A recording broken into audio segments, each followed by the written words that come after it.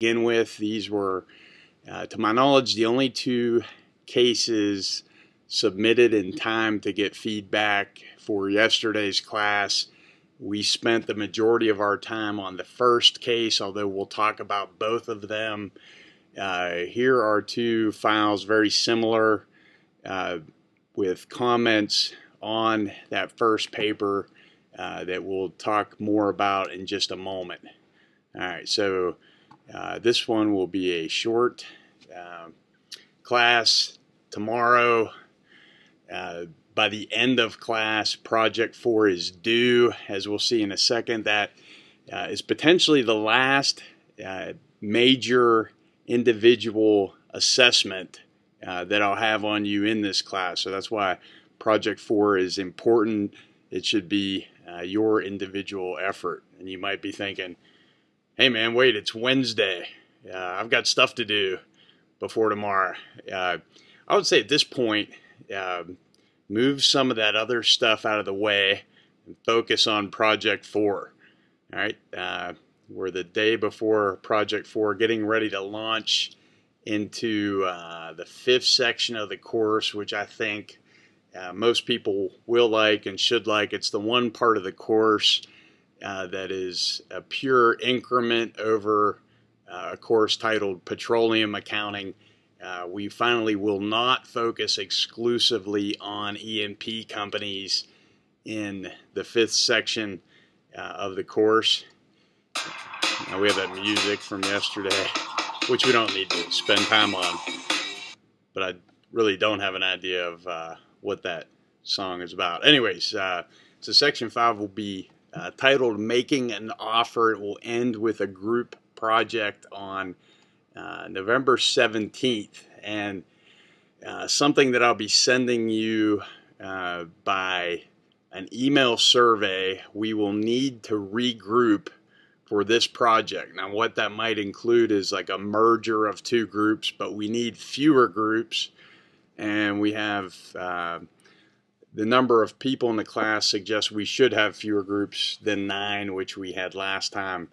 These are not necessarily permanent changes, and we'll be talking about that in just a second. All right, for now, let's look at Blackboard, what to focus on now. Let's take a look. All right, here we're going to take a look at how you should start preparing your project for tomorrow if you currently haven't started. All right, so that's the focus.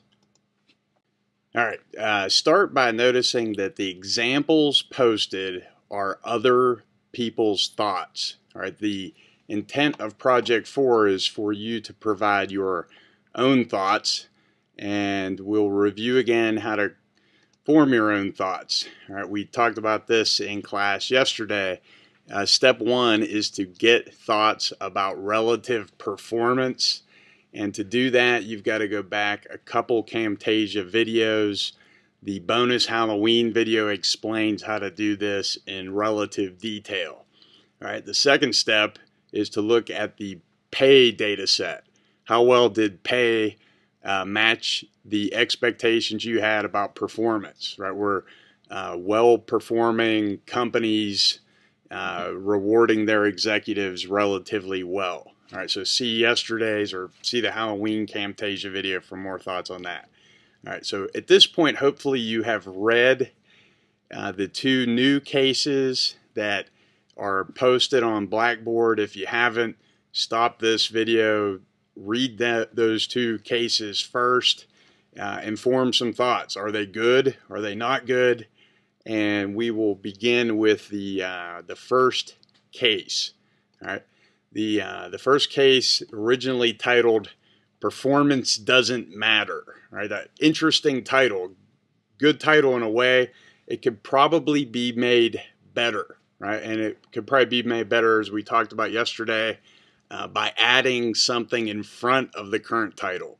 And although my camera work didn't come out clearly on this slide, that first word is concern, right? So retitling this project Concern at Conoco, Performance Doesn't Matter, is actually a very nice summary for what the paper does. All right, so largely we spent time complimenting this paper. It's clear, relatively easy to understand facts, some notes that are made online, some handwritten notes.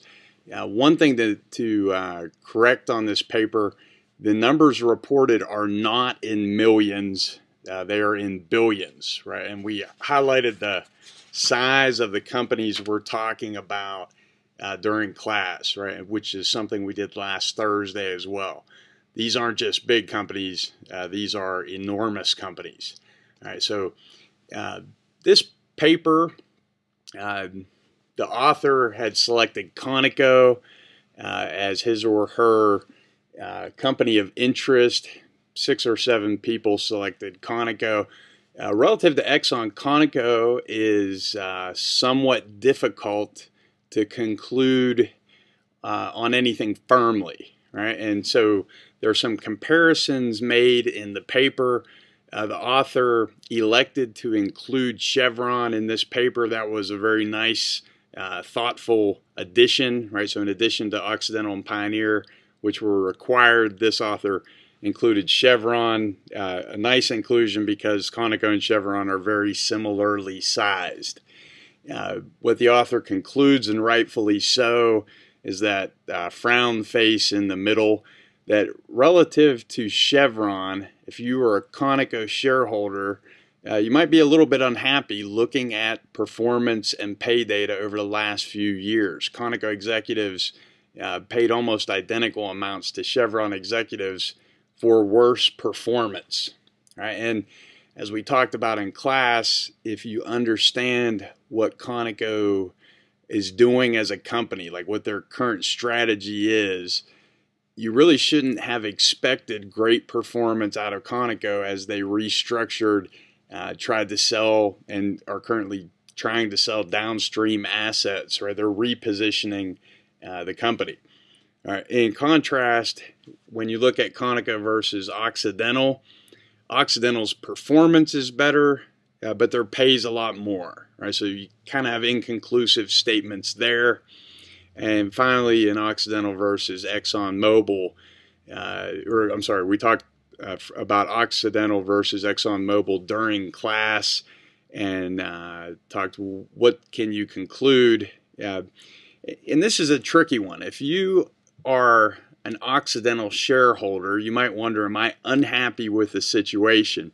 And as we saw in the prior project or draft of a project that we talked about last Thursday, as a shareholder, you're getting similar returns with Occidental and Exxon, I think with Exxon nudging them out. Right? Exxon's executives are actually paid less, even though they're taking a bigger company and getting a little bit superior performance. So certainly if you're an Exxon shareholder, you're happy about that comparison. It's trickier when you look at it from Occidental's perspective, or as an Occidental shareholder. Right? An Occidental shareholder got very good returns, especially relative to, say, Conoco, and I believe Chevron as well. Now, the executives were paid a lot, but as a shareholder, you might be quite all right with that. All right, so the comparisons you actually have to think quite a bit about. This paper did that. We talked in class, this is a good paper. The major suggestion was to consider one more pass through the paper in an effort to see if you can say the same things more succinctly and more clearly, right? Which is advice for anyone, right? If you finish the project tonight, don't submit it. Wait till tomorrow morning, get up, read it one more time, because almost always it's the case that you'll want to improve it one more time. All right. With that said, the one issue that we spoke about during class, and I agree with, the paper opens with a sample selection story. Right? Why did this author choose the comparison companies that he or she chose?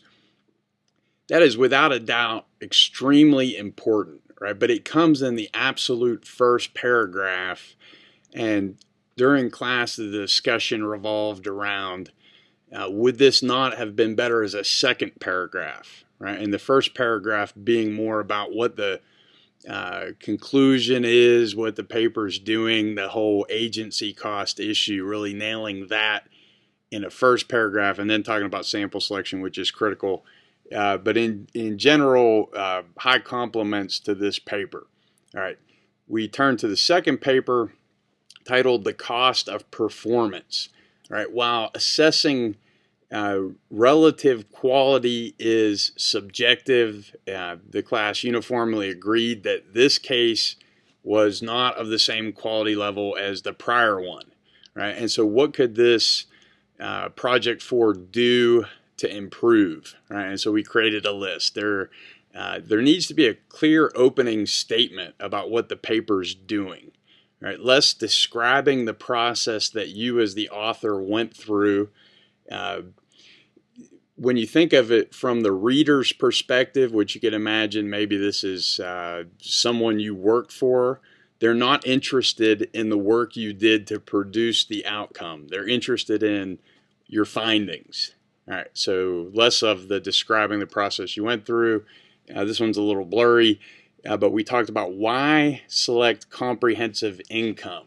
Right, while it is a performance measure, it's an odd accounting performance measure. Net income, if you're going to select something that is the primary thing people look at, GAAP-based net income is a critical number. Other numbers people look at, EBITDA, right? You talk about that a lot in finance.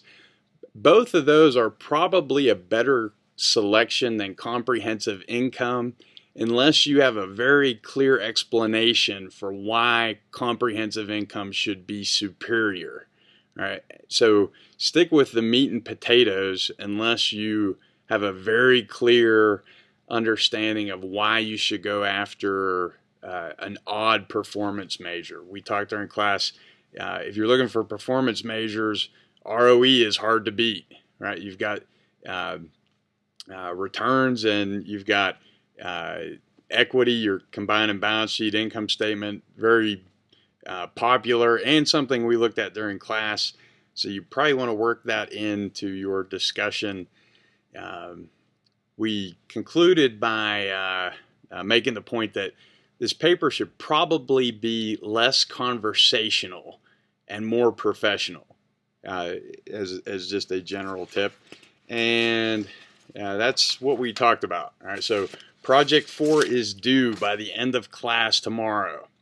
And in many cases, and if you look at the syllabus, this depends upon how you elect to take the final exam. You can take it as a project or as just a sit-down exam. For those who take it as a project, you could take it as a group project. Therefore, this is the final major individual assessment grade in the course, and the skill set is similar to what we'll use in Project 5, thus the kind of backing up and encouragement to submit as high a quality product as you can for this project. All right, additional topic there, you currently have one survey.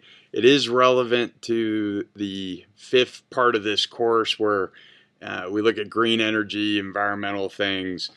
So we're trying to get some assessment. Also, some voting on groups. I need to send another survey to you all, basically asking you, would you be willing to separate from your group if need be or not? Right, so you'll get a survey on that probably Friday. In terms of physically meeting, we will all meet next Tuesday to begin Section 5, and we will have some sort of in-class miscellaneous class assignment. Like something will happen, so please try to be there. That's all for the fourth part of the course, at least from my perspective. I will see most of you next Tuesday. Until then, take care.